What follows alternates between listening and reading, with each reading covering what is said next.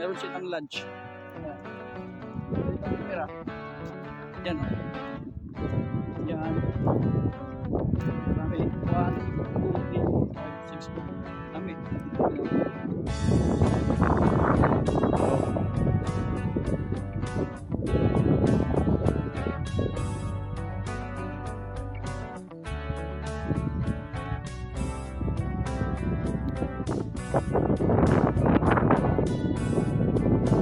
Yan.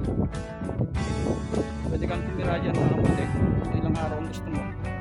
Ano mismo yung pagpaligid. Pero nature kasi mga kamote. Yan.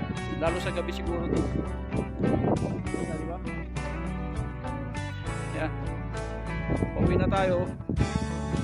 At least makikita nyo itong pinuntahan ko na to. Mga kamote. Unfortunately, hindi ko naabot yung hata sign again. Bye bye and have a good day.